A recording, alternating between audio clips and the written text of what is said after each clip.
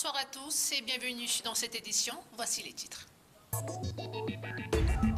Le Medipol fait ses comptes. 800 millions, c'est la somme qu'il doit avancer chaque année par rapport aux frais liés à certains soins. Même si pour l'instant il n'y a pas d'incident sur le fonctionnement de l'hôpital, ils attendent le remboursement de la CAFAT depuis 4 ans. En détail dans ce journal.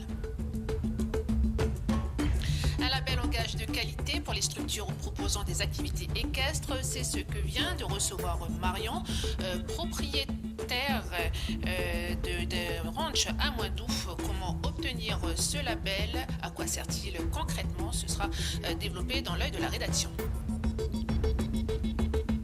Suite de votre feuilleton ce soir au service médical d'urgence, le SMUR de l'hôpital de Koné. Ce soir, vous verrez l'intervention conjointe entre le personnel des urgences et les médecins spécialisés suite à un accident de voiture. Mais avant de développer ces titres, le nouveau maire du Mont-d'Or vient d'être élu. Son nom avait été annoncé et c'est donc confirmé. Il s'agit d'Eddy Lecourieux.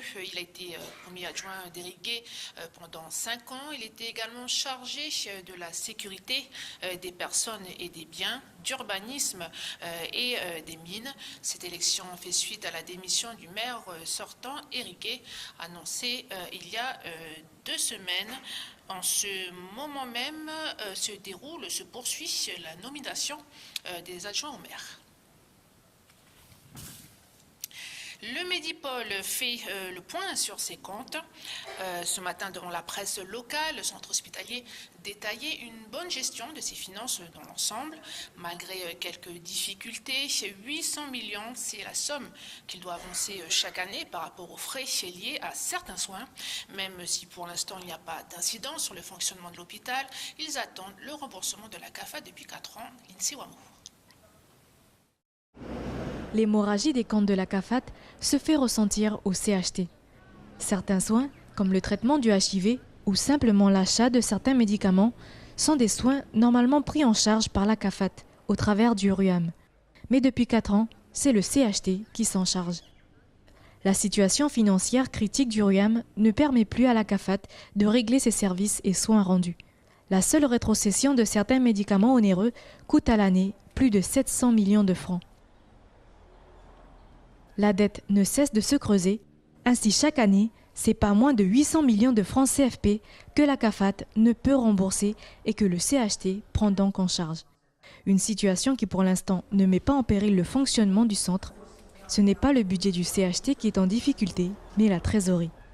Pour l'instant, il n'y a pas eu d'impact, c'est-à-dire que nous avons maîtrisé nos flux de trésorerie pour éviter qu'il y ait des impacts, mais nous avons eu l'annonce par le président du gouvernement et par Mme Eury Souquet, membre du gouvernement chargé de la santé, d'une avance de trésorerie qui nous permettra de passer les prochains mois de la meilleure façon.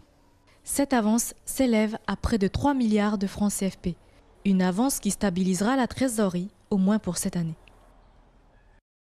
Mouvement de colère contre la mine Étoile du Nord à Koumak. Aujourd'hui, les habitants de la tribu de Païta à Boapanoufka à la Gomène ont bloqué certains accès à la mine Étoile du Nord, exploitée par Balande et Minex. Une suspicion de pollution est à l'origine de ce mouvement.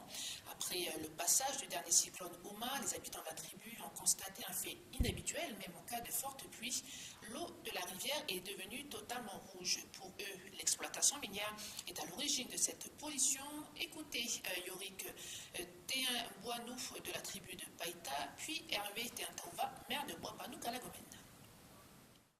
On a constaté que la zone où ils ont extrait, ils ont extrait en bordure, mais il n'y a pas de merlon naturel, quoi.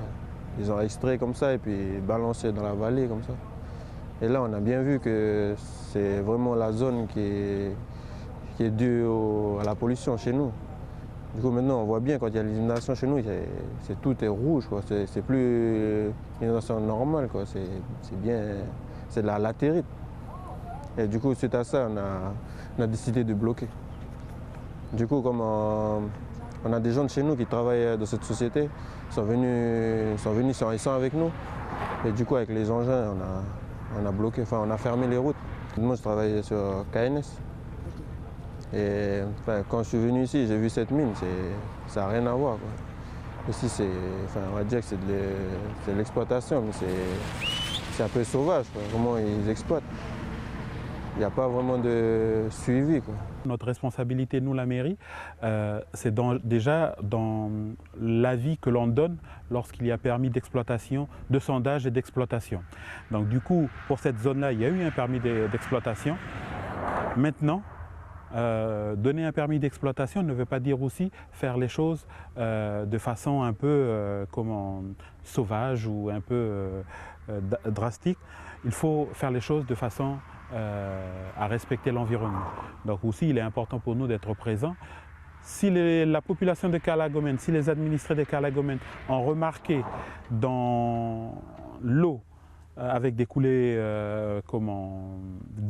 rouges, nous, il faut absolument qu'on regarde aussi, parce que d'ailleurs, juste en bas de l'exploitation, il y a aussi un captage qui sert à l'intérêt général et la population de Cala-Gomène. Une rencontre est prévue la semaine prochaine entre la mairie et la DIMEC, les habitants de la tribu et les exploitants miniers. L'ouverture de ces accès dépendra de cette rencontre. Où en est-on concernant la rénovation des logements d'anciennes cités telles que Saint-Quentin, Pierre-Lanquette et Tindu? La SIC en charge de cette rénovation avait prévu de réhabiliter 1394 logements il y a 3 ans. Aujourd'hui, 42% ont été rénovés. À Tindu, les associations de la cité participent à ce projet. Milkatois. On va monter au premier et au deuxième. On va plutôt aller au deuxième parce que. On est dernier, on vous rejoint au deuxième. Ok. Il va falloir peut-être une lampe parce que l'escalier il est dans le noir. J'ai un mobilis. Ce bâtiment de la cité de Tindu recevra une réhabilitation dite lourde. Petite pièce ici qui est considérée comme une chambre plus à l'intérieur. Voilà.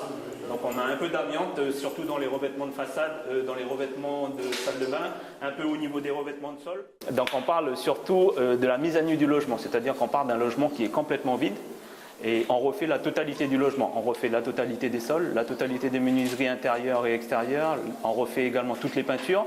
On décloisonne certaines pièces pour créer justement des logements traversants et permettre une meilleure ventilation aux locataires à l'intérieur de leur logement pour qu'ils évitent justement l'utilisation de climatisateurs, de ventilateurs, etc.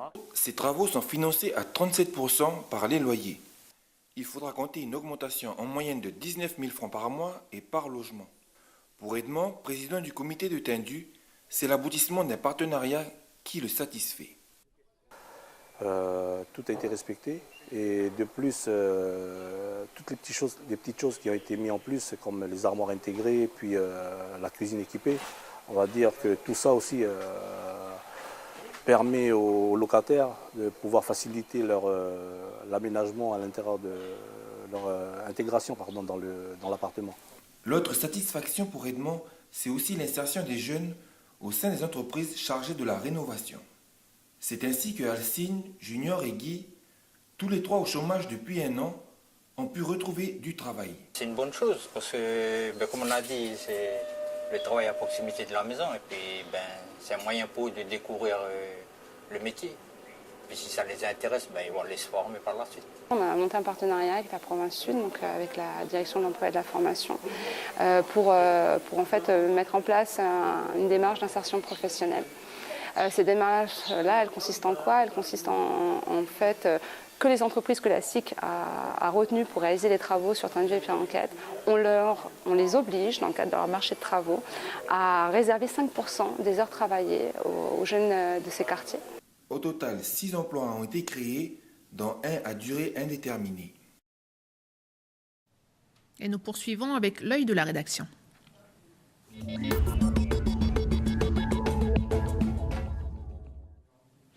Un label en gage de qualité pour les structures proposant des activités équestres. C'est ce que vient de recevoir Marion, propriétaire d'un ranch à Moindou. Comment a-t-elle obtenu ce label? Vanessa Kédé. Le Forest Ranch est labellisé. Voilà, sur du joli papier glacé quand même. Tu as pas mal, hein, c'est solide. Voilà. Donc tu as obtenu le 28 mars 2019, c'est-à-dire aujourd'hui, 2 fers à cheval. Merci.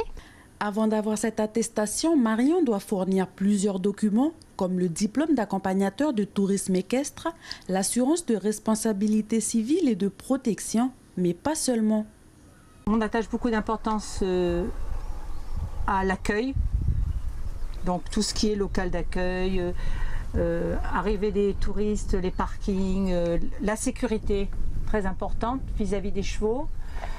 Ce qui est très important aussi pour nous, c'est voilà, la qualité de la cavalerie, l'état des chevaux, l'état du matériel, et puis l'accueil du personnel, de la personne qui nous accueille, tout ça. C'est ce qui est vraiment de plus important. La labellisation des ranchs se fait une fois que celui-ci estime qu'il a tous les critères. Avant ce jour, le comité a rendu plusieurs visites à Marion, histoire de voir ensemble des petits détails. Par exemple, la dernière fois, le parking n'était pas assez sécurisé, était trop près des chevaux. Bien que les chevaux n'aient pas de problème avec les voitures, donc c'était pas un souci, mais là, maintenant, elle a changé son parking de place. Marion, tu vois, elle l'a mis là. Là, il n'est plus du tout près des chevaux qui sont en train de manger et tout, donc elle a sécurisé son parking. Donc quand les chevaux étaient à l'attache, il pouvait y avoir, ou quand les chevaux sortaient ou rentraient dans le vent, ça passait près des voitures, voilà.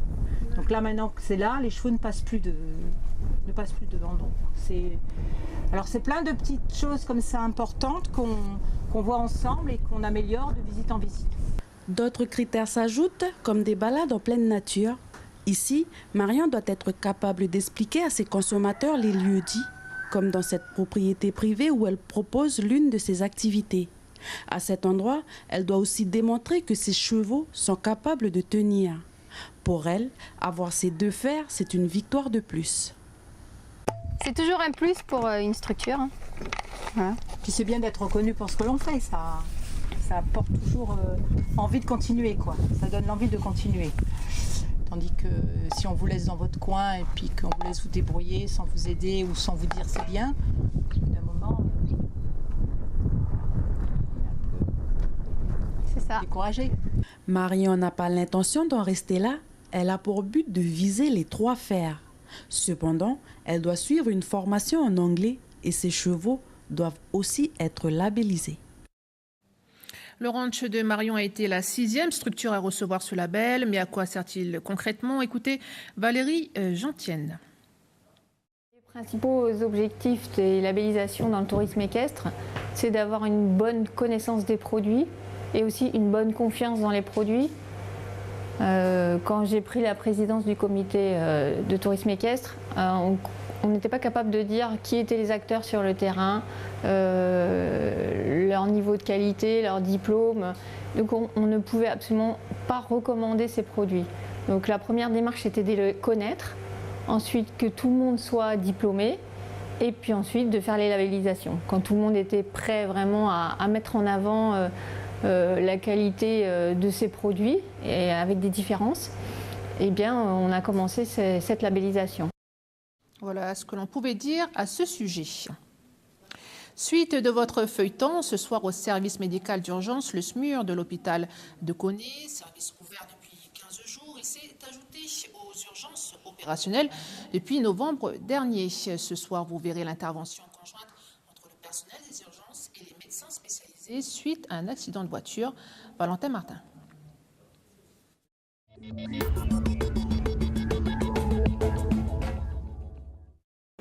Et le reste, t'as encore rien d'exploitable là? Là, j'ai fait que le crâne pour l'instant. D'accord. Bon, déjà, il y a des coupoles qui sont en place. C'est là, à partir de là où il bouge. Des pleurs d'enfants, justifiés par un malheureux accident. Âgé de 2 ans et demi, il est arrivé ce matin aux urgences pour être pris en charge par l'équipe du SMUR. Pour traiter ce genre de cas délicat, le service médical d'urgence fait appel à des médecins externes à leur service. Un chariot pédiatrique là ici, aux urgences. Tu peux me l'emmener s'il te plaît? Gilles est anesthésiste professionnel. Il vient de l'USC, unité de soins continus, pour s'occuper du petit. La communication entre les médecins externes et le SMUR est l'une des pièces maîtresses du service d'urgence.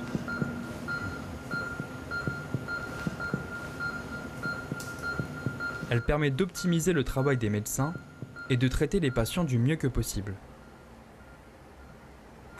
Une symétrie pupillaire, une bonne réactivité, pas de signe de localisation neurologique. On est un petit peu leur soutien secondaire. On est là pour ça. C'est notre job. On travaille ensemble. Il y a une très bonne coopération entre les deux. Donc, ils nous avertissent quand ils ont besoin de nous. Ils savent qu'on est là. Chacun d'entre nous ayant un domaine de compétences plus ou moins spécifique, on vient, on aide, on prend en charge si besoin. Ouais, j'ai regardé, déjà, ça va, il n'y a pas de fracture. J'ai réexaminé complètement, avec attention. Il a tout de correct. Avec un pneumothorax au poumon droit et un écrasement musculaire, le petit doit se rendre sur Nouméa pour un traitement spécialisé. Le rapatriement de l'enfant vers l'hôpital de Nouméa doit se faire par les airs. Malheureusement pour lui, les urgences de Koné ne bénéficient pas encore d'un hélicoptère. Ils feront donc venir l'appareil depuis la capitale. Il a pareil sur la fesse. Et même si la communication est bonne et que le service aérien est ponctuel, la prise en charge sera retardée de 1h30. Un temps précieux qui pourrait coûter la vie dans certains cas. La famille peut néanmoins se rassurer, le pronostic vital du garçon n'est pas engagé.